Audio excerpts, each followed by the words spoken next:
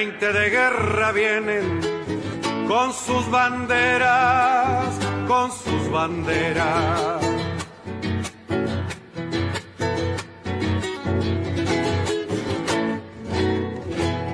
La pucha con los ingleses, quien los pudiera, quien los pudiera, que lo tiro a los gringos, Unigran 7, navegar tantos mares, venirse al cohete, que digo venirse al cohete. Buenas tardes, queridos oyentes. Con los acordes y el canto del triunfo, La Vuelta de Obligado, de Miguel Brasco y Alberto Merlo, interpretado por este último. Hoy, 18 de septiembre, damos comienzo al programa 269 de Obligados a Volver, programa que se transmite todos los miércoles y sábados a las 18 horas por nuestra página en Facebook, Obligados a Volver, programa radial. Obligados a Volver, un análisis de la realidad argentina y mundial desde nuestra mirada, que es nacional, popular, democrática, feminista, latinoamericanista y ambientalista. Obligados a volver, porque como dijo el general San Martín, cuando la patria está en peligro, todo está permitido, excepto no defenderla. Recordando y reivindicando además nuestras consignas fundacionales: lealtad a Perón, Cristina Conducción. Dirección: Norberto Raful y Consejo de Columnistas y Asesores. Locución: quien les habla, Marina Martínez. En la operación técnica, Nicolás Rearte. A continuación, Norberto nos comentará, como suele hacerlo, el temario de nuestro programa de hoy. Buenas tardes, Norberto. Buenas tardes, Marina. Buenas tardes a todos, todas y todes les oyentes de Obligados a Volver. Programa número 269, que corresponde al sábado 18 de septiembre, con este temario. En el primer bloque arrancamos con la columna de política internacional de Hernán Pereira y luego nuestro columnista invitado, Luis Tibiletti, que va a desarrollar el tema Directiva de Defensa Nacional. A continuación, un tema musical para acompañar, un tango traído por Gloria Guerra. Antes de pasar al segundo bloque, hacemos un pequeño paréntesis con noticias e informaciones de nuestros otros medios de comunicación. Empezamos así el segundo bloque con la columna de rock nacional de Pablo Vázquez, que se va a referir a los tweets. Le sigue la columna Detrás de un tango de Nora Bologna, que hoy presenta a Nelly Omar, a 110 años de su nacimiento.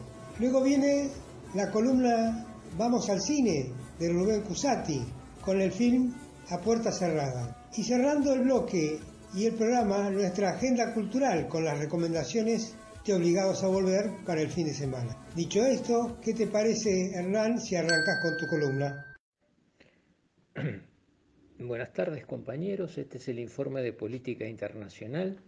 Mi nombre es Hernán Pereira, soy un antiguo colaborador de Obligados a Volver. La semana política a nivel mundial sin duda ha estado signada por el acuerdo militar alcanzado entre Australia, el Reino Unido y Estados Unidos. Se ha designado a ese acuerdo militar como AUKUS. Es un juego con las iniciales de los países que lo componen. AU por Australia, UK por United Kingdom, el Reino Unido, y US por Estados Unidos, United States. El acuerdo establece que el Reino Unido y Estados Unidos van a dotar a Australia de toda la tecnología suficiente para que pueda construir submarinos nucleares. No está claro si esto también lleva a que esos submarinos nucleares estén provistos de misiles nucleares con bombas atómicas.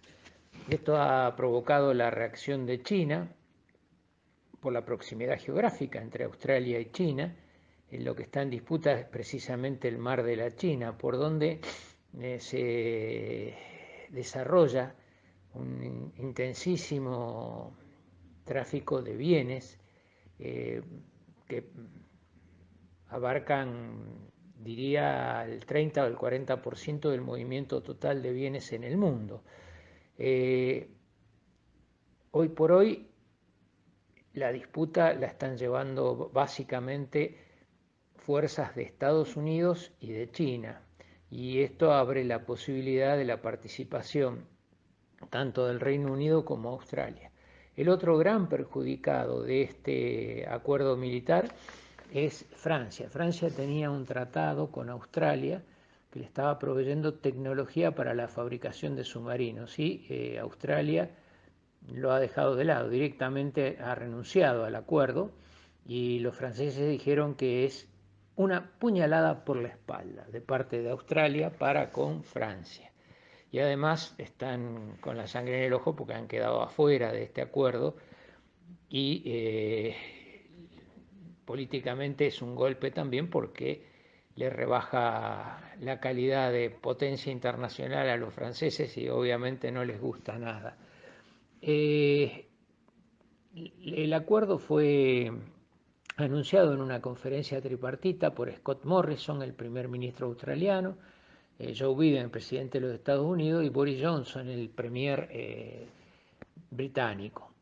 Y no se hizo mención directa a China, pero indudablemente el destinatario del acuerdo es sin lugar a dudas China. China dijo que el acuerdo es extremadamente irresponsable y que va a seguir cautelando por preservar su soberanía sobre las aguas internacionales del Mar de la China, a que considera como territorio propio.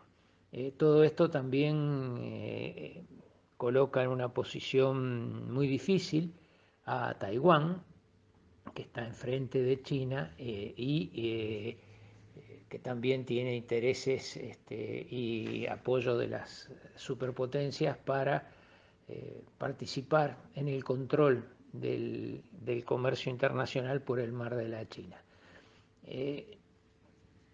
Otra de las noticias importantes a nivel internacional es la gira del Papa Francisco por Hungría el domingo pasado y luego de 3 días en Eslovaquia, donde hizo una fuerte autocrítica por el papel de la Iglesia en la persecución racista contra los judíos durante la Segunda Guerra Mundial. Les pidió perdón, pidió disculpas por el papel jugado por la Iglesia, en particular por lo que ocurrió en Eslovaquia, donde de aproximadamente 400.000 judíos quedaron solo 5.000 en el territorio eslovaco. En Hungría el tema central fue el enfrentamiento que llevan adelante las fuerzas democráticas del mundo contra el presidente ultraderechista Orbán en ese país. El Papa se reunió con Orbán el domingo, y limitó su visita a participar en una misa, la reunión con Orbán y luego un saludo a la multitud, y se fue. Estuvo muy pocas horas. Lo que reclaman es el fin de del maltrato hacia las minorías por parte del gobierno húngaro, sobre todo a las minorías por cuestiones de género. Orbán ha presentado un proyecto de ley para equiparar la homosexualidad con un delito directamente, y esto mereció la condena de la Unión Europea y de la mayoría de los países del mundo. Y hay, bueno, por otra parte también hay fuertes amenazas contra las libertades individuales en Hungría, y esto es lo que Francisco ha puesto de manifiesto, de relieve. También esta semana ha estallado un conflicto de proporciones entre el Parlamento Europeo y Rusia. El Parlamento Europeo aprobó una declaración donde tilda al gobierno de Putin de cleptocracia autoritaria y dice que hay un presidente vitalicio rodeado de oligarcas que gobierna Rusia. Y además se lo hace justo en el momento que comienzan las elecciones legislativas en Rusia, que van a durar 3 días por el tema de la pandemia, viernes, sábado y domingo. Los rusos han respondido que no van a permitir este tipo de provocaciones y advirtieron a la Comunidad Económica Europea que si hacen suyo las autoridades políticas europeas este tipo de declaración, Rusia va a tomar medidas de represalia. En realidad hay toda una serie de discusiones. En primer lugar, Ucrania.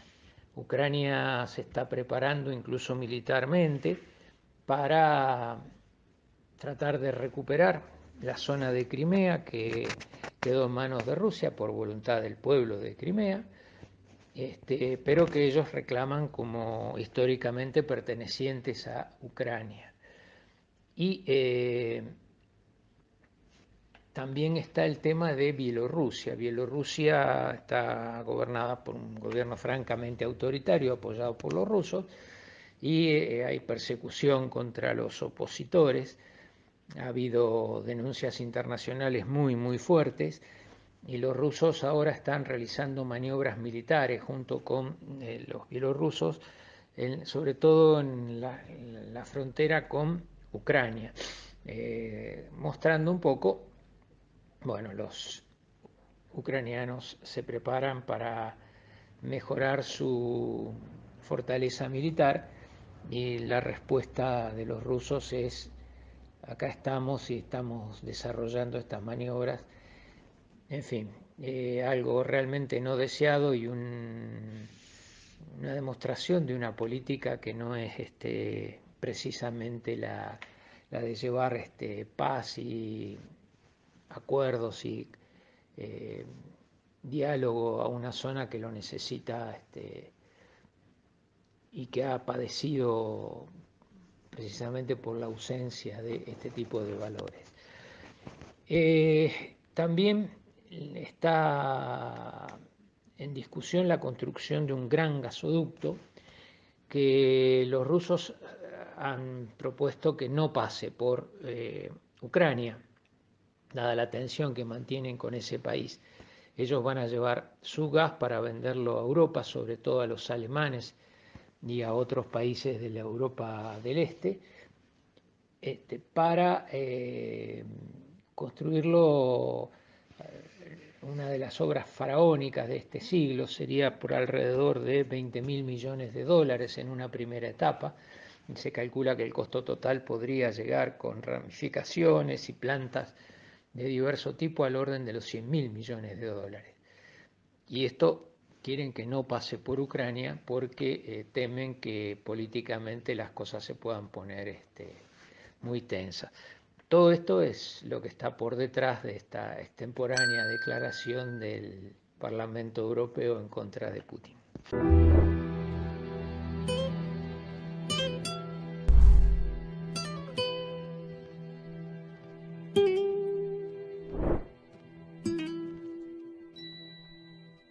Mi querido amigo Edgardo me ha pedido que le aporte una opinión sobre la Directiva de Defensa Nacional que fue sancionada hace poco más de 2 meses por el Poder Ejecutivo.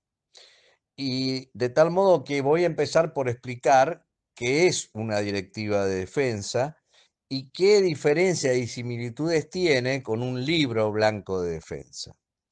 La Directiva de Defensa es una orden del presidente, en tanto comandante en jefe de las Fuerzas Armadas, para orientar un ciclo de planeamiento de esas Fuerzas Armadas que luego se desarrolla en el Estado Mayor Conjunto con la supervisión del Ministro de Defensa. La directiva de defensa se elabora habitualmente en el primer año de mandato de un presidente y la elabora la Secretaría de Planeamiento del Ministerio de Defensa, en el caso de nuestro país, con el asesoramiento del Estado Mayor Conjunto, y luego se consensúa con las áreas vinculadas a los temas estratégicos del Ministerio de Relaciones Exteriores. Es allí donde se les escapó en esta directiva una frase incómoda sobre coordinar acciones con Chile en un territorio que le es propio a ellos, y se generó un revuelo con las correspondientes disculpas. Esto es diferente del problema posterior del decreto del presidente Piñera que avanza sobre nuestra plataforma continental. A diferencia de la Directiva de Defensa, el Libro Blanco es un documento diplomático de los países que se empezó a popularizar en las últimas décadas, inclusive en nuestra región, y puede durar varios mandatos presidenciales. No es necesario que se lo haga cuando asume un presidente. El último de Argentina es del 2015 y lo elaboró el gobierno de Cristina Kirchner durante la gestión del ministro Rossi. El libro de defensa comparte con la directiva el análisis de la situación estratégica, global y regional, y el modo de enfrentar esa situación con su defensa nacional. Algo así como la postura estratégica del país, que expone como reflejo de lo que llamamos identidad estratégica. Como todo tema de identidad es un tema muy complejo, si quieren algún día lo podemos profundizar. Ahora bien, ¿cuáles son entonces las claves de esta Directiva de Defensa Nacional 2021 en lo que tiene que ver primero con su apreciación estratégica? Bueno, señala que en lo que constituye una tendencia novedosa, los documentos estratégicos de máximo nivel de las principales potencias del mundo vuelven a ubicar en el centro del escenario las tensiones y conflictos interestatales, configurando una agenda en que la competencia entre estados vuelve a constituir la principal preocupación para la seguridad internacional. Por otro lado, señala de una preocupante reducción de la capacidad de acción y toma de decisiones del Consejo de Seguridad de Naciones Unidas. También habla de la situación de la región en cuanto zona de paz, que es muy importante, y por lo tanto también es muy importante que América del Sur procure reconstruir mecanismos regionales de cooperación en el área de defensa, como fue en su momento el Consejo de Defensa Sudamericano. También habla de los deslizamientos en la redistribución del poder global desde el eje atlántico a la cuenca del Pacífico, que constituye una cuestión, una tendencia de fondo. La política de defensa nacional de la Argentina la define como persiguiendo el objetivo irrenunciable de proteger la integridad de la población, territorios y recursos estratégicos, resguardándolos frente a amenazas militares externas de origen estatal. Todo lo demás son problemas de la seguridad y no de la defensa. Bueno, finalmente señala que la Defensa Nacional de Argentina se encuentra fundada en la Constitución Nacional y apuesta a la cooperación entre los estados como único medio para llevar a la construcción y consolidación de una paz positiva.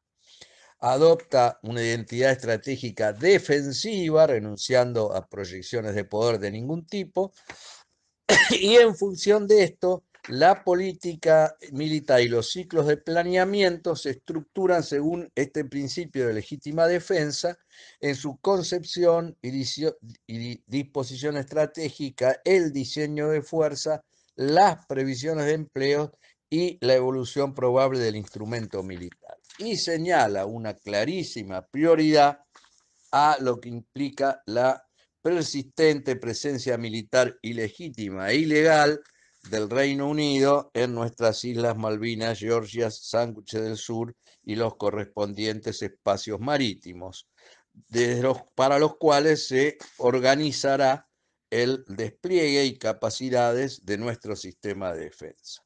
Bueno, creo que con esto pueden ustedes tener una idea de qué ha querido sancionar el Poder Ejecutivo con esta directiva de defensa. Muchísimas gracias, los saludo.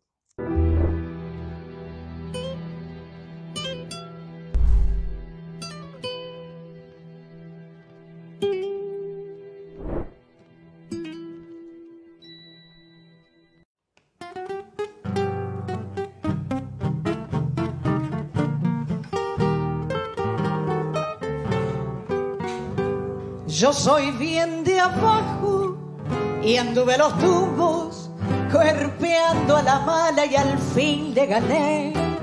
Me costó en el lomo conservar el rumbo, me costó mil cosas, pero no aflojé. Peleé por la luz que quisieron robarme, y si perdí cosas gané lo mejor. Hoy tengo el orgullo de no doblegarme, de saber que nadie me vende un buzón. Por eso mi tango nació retobao, porque me he cansado de ver aguantar. Cuando creo en alguien me pongo a su lado, y si estoy picado no me vuelvo atrás. Y si es que la vida la vivo a los altos, tengo tanto asfalto que caigo parado. Soy sangre rebelde, soy mina de abajo. Yo creo en mis brazos y en lo que ellos dan, y del lado izquierdo me caigo a pedazos cuando unos ojazos me miran de más. Mi calle y mi gente conocen mi credo, que a los barquinazos aprendí a cantar con un canto arisco, donde el sol que quema caliento mis labios para protestar. Por eso mi tango nació retobao, porque me he cansado de ver aguantar. Cuando creo en alguien me pongo a su lado, y si estoy picado no me vuelvo atrás. Y si es que la vida la vivo a los altos, tengo tanto asfalto que caigo parado. Muchas gracias. Muchísimas gracias.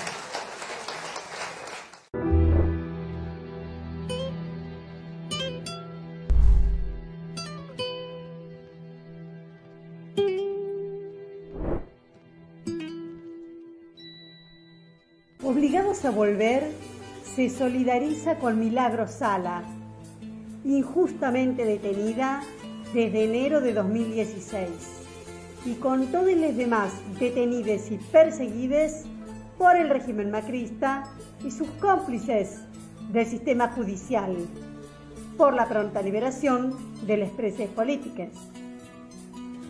A 6 meses de la desaparición de Tehuel, el joven trans de 22 años, que salió el 11 de marzo de 2021 a buscar trabajo, nos seguimos preguntando, ¿dónde está Tehuel? Antes de continuar con Obligados a Volver, les invitamos a conocer todos nuestros medios de comunicación. Nuestras páginas en Facebook, Obligados a Volver Programa Radial, en la que además de transmitirse las emisiones de nuestros programas, se publican las noticias de política nacional. Y La Lealtad Política y Cultura, en la que podrán ver las publicaciones de arte, cultura, noticias de la patria grande y del panorama internacional en general. El grupo de Obligados a Volver, dispuesto para el intercambio de información y debate entre nuestros oyentes. También el rotativo de Obligados a Volver, un servicio cotidiano de noticias, arte, música y buen humor, al que se accede adhiriendo a un grupo de WhatsApp. Les recordamos suscribirse a nuestro canal de YouTube Obligados a Volver donde pueden consultar los programas ya emitidos y material audiovisual en varias listas de reproducción. Y seguimos sumando espacios para compartir con ustedes. Ahora también estamos de lunes a miércoles a partir de las 21 horas comentando las noticias más importantes en un nuevo espacio llamado Comentarios Obligados. Y los jueves, también a partir de las 21, el mejor humor político de la actualidad en Humor Obligado. Los esperamos, como siempre, en nuestra página en Facebook, Obligados a Volver, programa radial.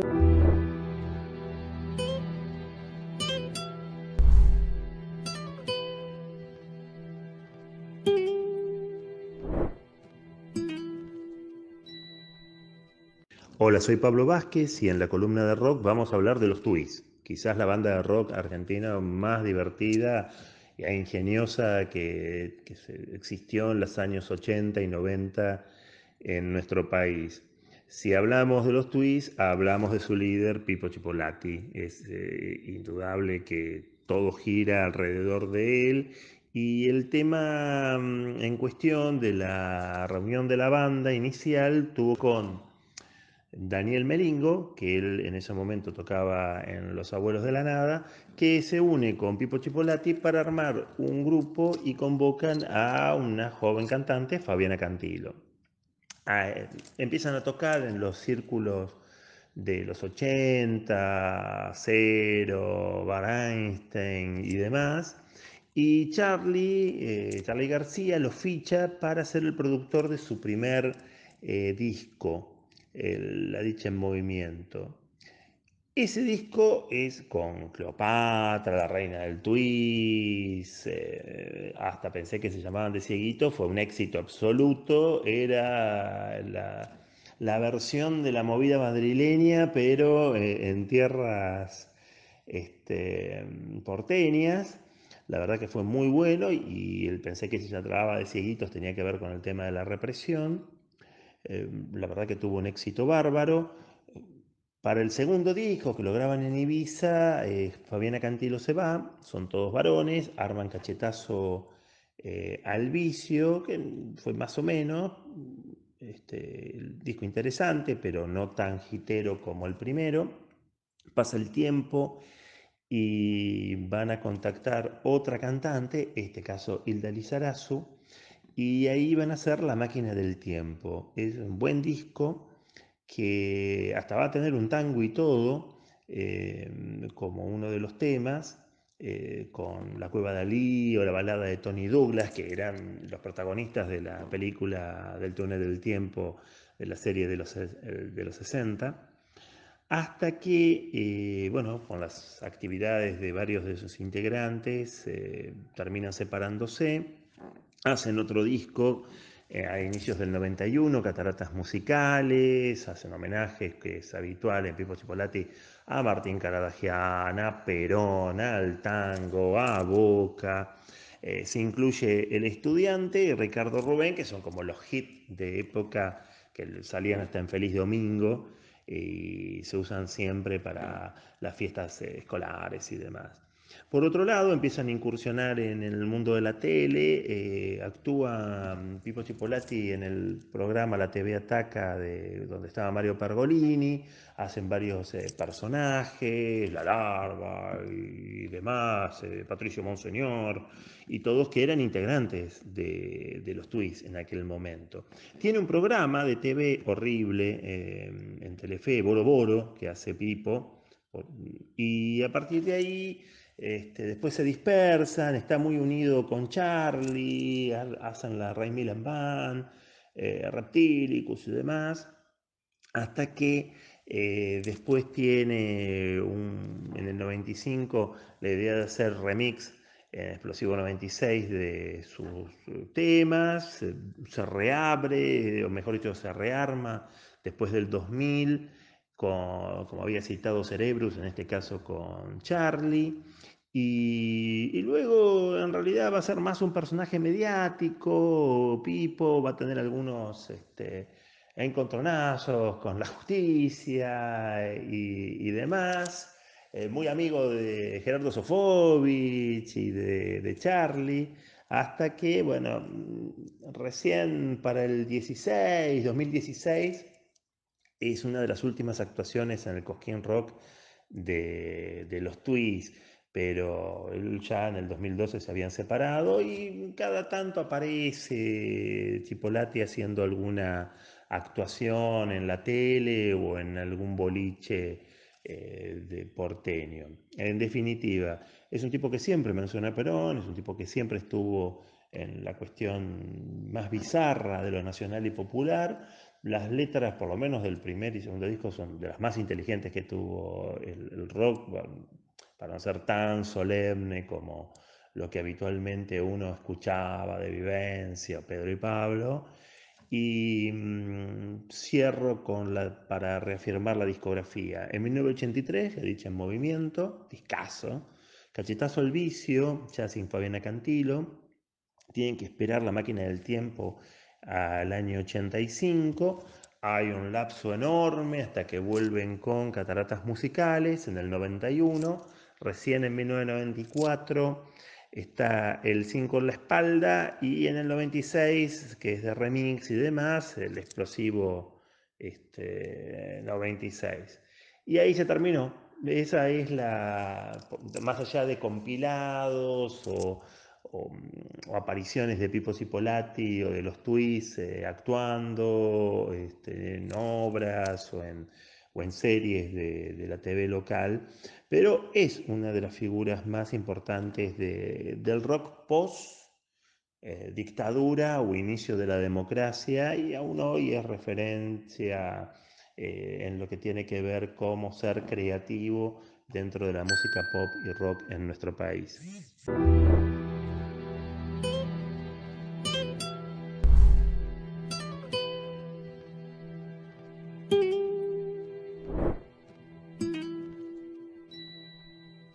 Buenas tardes, queridos oyentes de nuestro programa Obligados a Volver y de mi columna Detrás de un tango. El pasado 10 de septiembre, Nilda Elvira Batuone, nuestra Nelly Omar, hubiera cumplido 110 años. Tenía 102 cuando falleció el 20 de diciembre de 2013. Uno de los íconos de la música popular nacional, actriz, compositora y cantante de tango y folclore. Rebelde, talentosa, multifacética, la cantora nacional por excelencia. Nelly Omar fue mucho más que una cantante de tango. Fue una artista que marcó el camino para las mujeres que querían inclinarse por el género. Su estilo único, en el que destacan su timbre cálido, su afinación exquisita, sus numerosos recursos interpretativos y de fraseo, es en sí mismo una cátedra del género. Inició su carrera artística en 1924 y el punto más exitoso de su trayectoria tuvo lugar entre los años 1930 y 1940.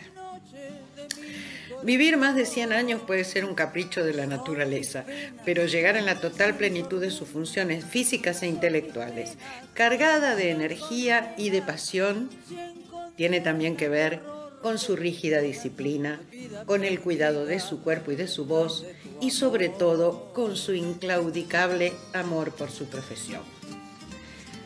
Decía Nelly, los jóvenes siempre me preguntan, me piden consejos. Yo les digo que tienen que amar lo que hacen. Eso los va a hacer disciplinados, eso va a hacer que tengan conducta y que hagan bien la música, eso que aman.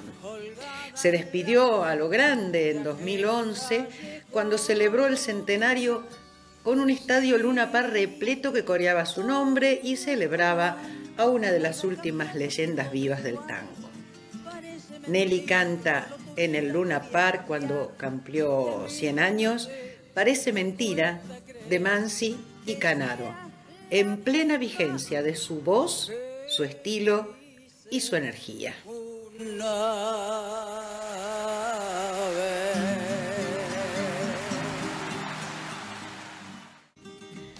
Si hay algo que conmueve y resulta digno de destacar en Nelly, es su sentido de la lealtad.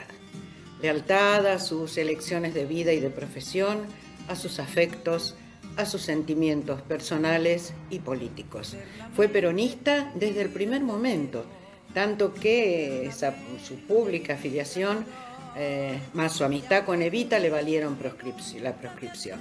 En 1955, con la llamada Revolución Libertadora, ingresó a una lista negra y no se la escuchó más ni en radio ni en televisión. Nunca se arrepintió de haber grabado Ese pueblo y La descamisada, que fue parte de la campaña de 1945 y que decía entre sus letras: soy la mujer argentina, la que nunca se doblega y la que siempre se juega por Evita y por Perón. Lo mejor, lo más maravilloso en la vida fue mi amistad con Eva, decía Nelly. Haberla conocido en Quilmes cuando volábamos. Con ella compartíamos el curso de piloto de avión en Berazategui. A ella también le gustaba volar. La conocí en 1940 y desde entonces no nos desprendimos de esa hermosa amistad que tenía por ella y de mis respetos por el general Perón. Se vio obligada al exilio en Montevideo y Venezuela para regresar con la asunción de Arturo Frondizi.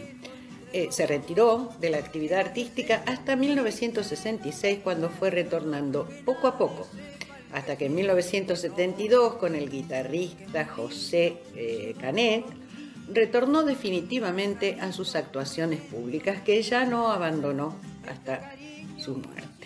A lo largo de la década del 80 trabajó con la orquesta de Alberto Di Paulo y paralelamente se desempeñó como compositora. La descamisada, de Enrique Maroni, seguramente creada a principios de 1945 como arenga para apoyar la candidatura de Perón a la presidencia de la República Argentina, es un ejemplo más de la utilización de la música popular en política, que de una forma u otra se transforman en documentos históricos. Nelly la cantó hasta su último recital de los 100 años en el Luna. Vale la pena escucharla en momentos en que el destino de la patria grande está en riesgo y es necesario apelar a la máxima lealtad, a nuestros principios, a los fundadores del movimiento nacional y popular, a sus actuales dirigentes, al gobierno elegido democráticamente y al pueblo. Los invito a escucharla y me despido hasta nuestro próximo encuentro. Que estén bien y sigamos cuidándonos.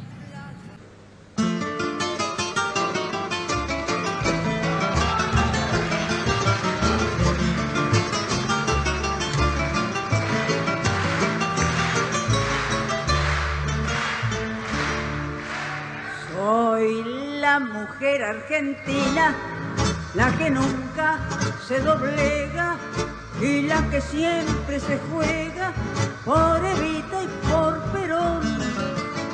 Yo soy la descamisada, a la que al fin se le escucha, copta baja y que lucha para el bien de la nación.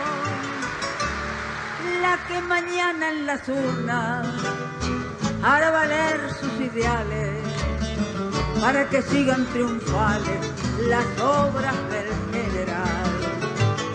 Yo soy la descamisada, surgida del peronismo, que ostenta el justicialismo como emblema nacional.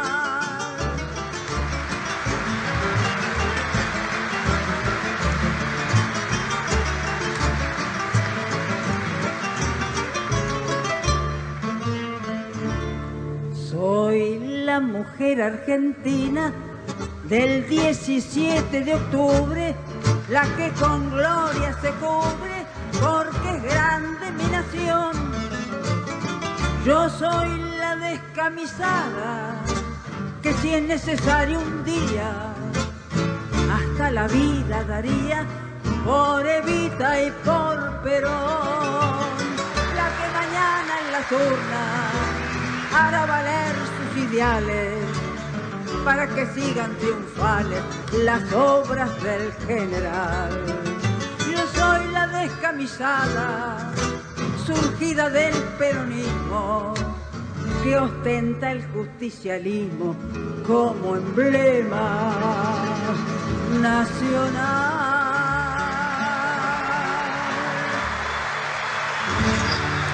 Elio Mar.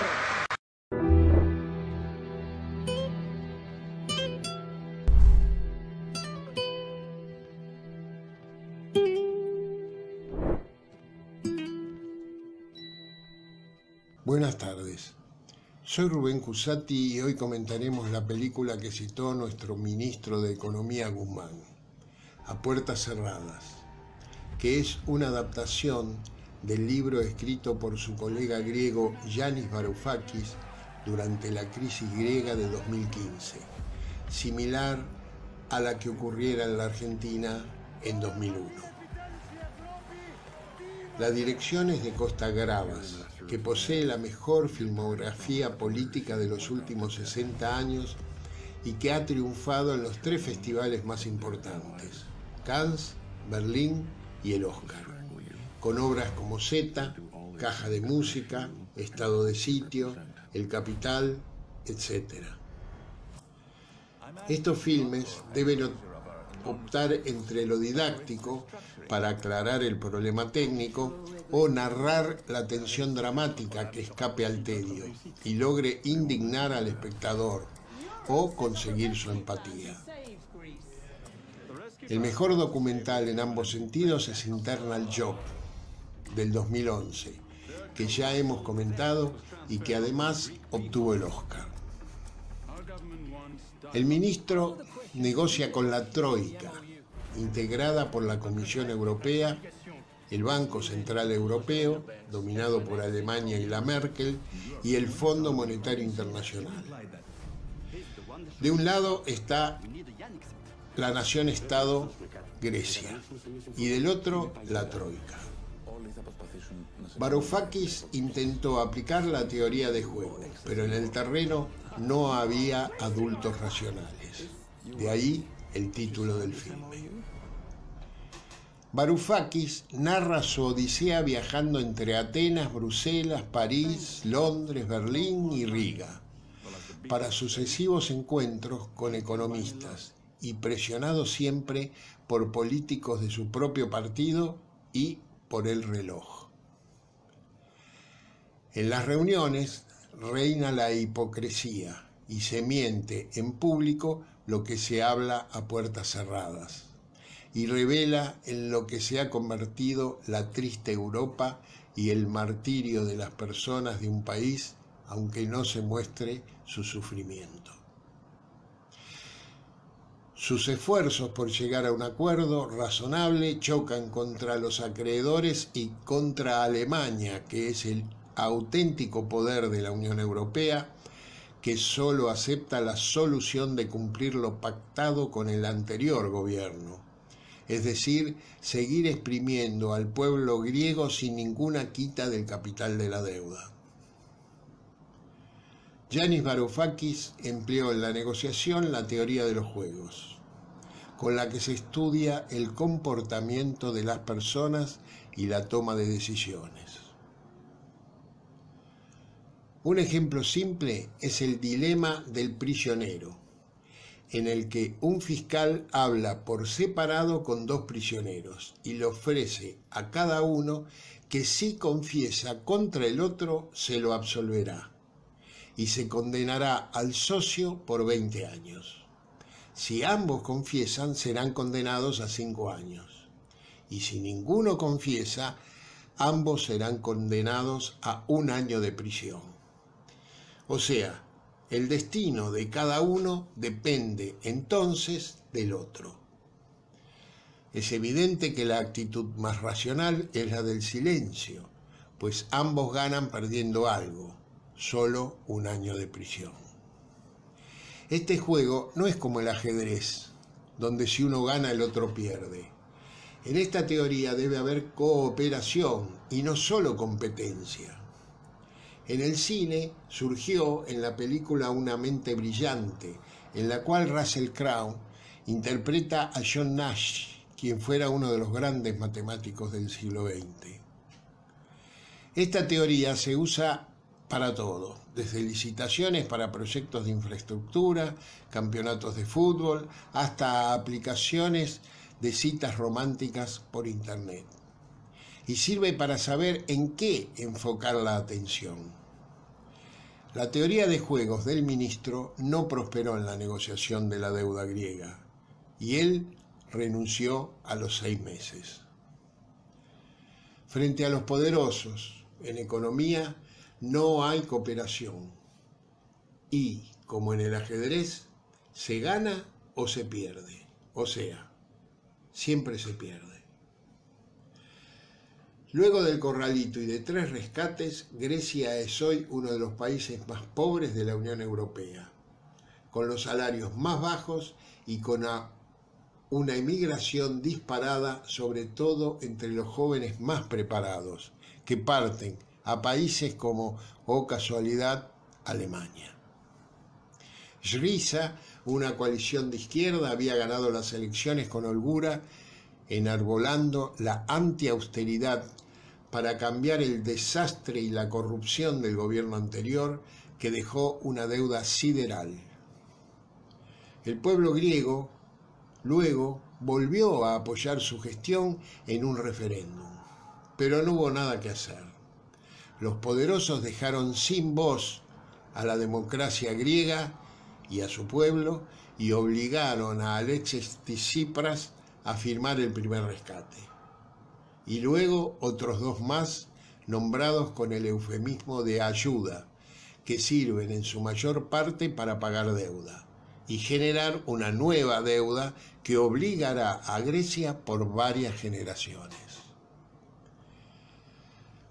Atenas cumplió la austeridad impuesta, recortando servicios básicos como la salud y la educación, ya esquilmados por recortes previos, y debe mantener una presión fiscal inaudita sobre la clase media, sobre los autónomos y sobre trabajadores de todo tipo. Se obliga, por ejemplo, a pagar los beneficios por adelantado, lo que disuade a las inversiones de las pymes. Debe mantener pautas que estrangulan su economía hasta nada menos que el 2060.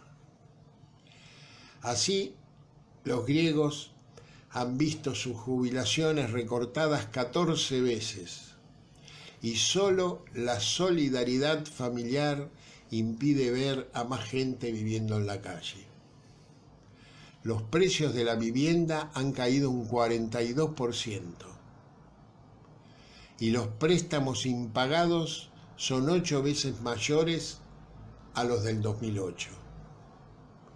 El desempleo sigue estando a la cabeza de la Unión Europea. Grecia, que hasta hace poco encabezaba a Europa en cuanto a su calidad de vida, está hoy en el nivel de Bulgaria o Rumania, y en el último lustro solo ha cosechado miseria y hambre.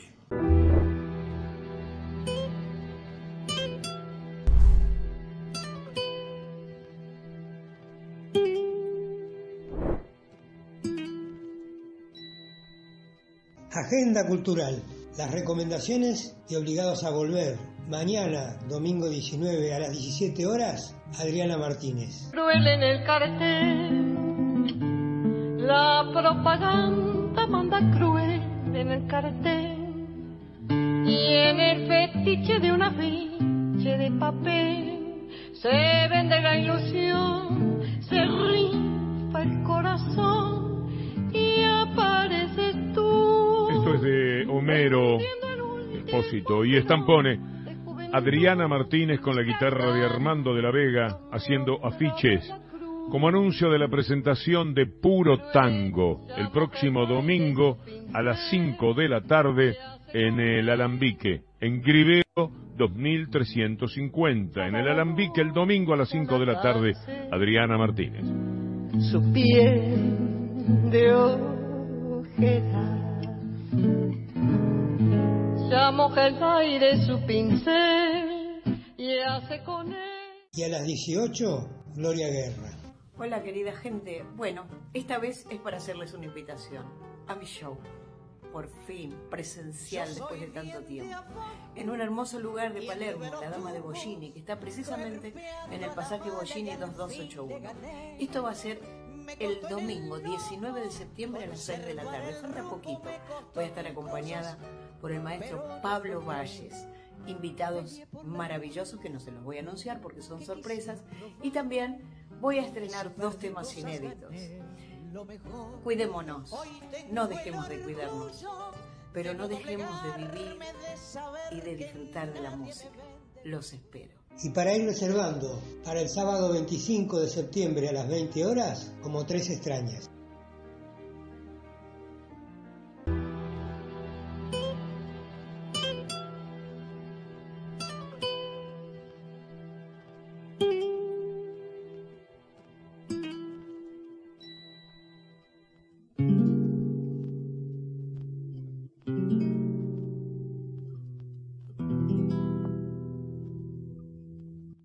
Se nos está terminando el programa. Agradecemos a nuestro operador, Nicolás Rearte, por su trabajo que nos permite salir al aire. A todos los oyentes por su atención, especialmente a los que ponen me gusta en nuestras páginas de Facebook. Antes de despedirnos, les recordamos que nuestro programa de radio Obligados a Volver se transmite todos los miércoles y sábados, siempre a las 18 horas. Los comentarios obligados de lunes a miércoles a partir de las 21 horas. Y los jueves, también a partir de las 21, el mejor humor político de la actualidad en Humor Obligado. Este fue otro programa de Obligados a Volver, acompañándoles en sus casas desde la de cada uno de los que hacemos este programa, cumpliendo las disposiciones del Gobierno Nacional en la lucha contra la pandemia. Volvimos, pero estamos obligados a seguir militando, porque la patria sigue estando en peligro, ya que la derecha reaccionaria conspira para derrocar a nuestro gobierno, que con sus aciertos y errores trata denodadamente de resolver las dificultades provocadas por las 2 pandemias. Por eso, continuaremos con nuestra tarea siguiendo el legado del libertador San Martín. Cuando la patria está en peligro, todo está permitido, excepto no defenderla, recordando y reivindicando nuestras consignas fundacionales. Lealtad a Perón, Cristina Conducción,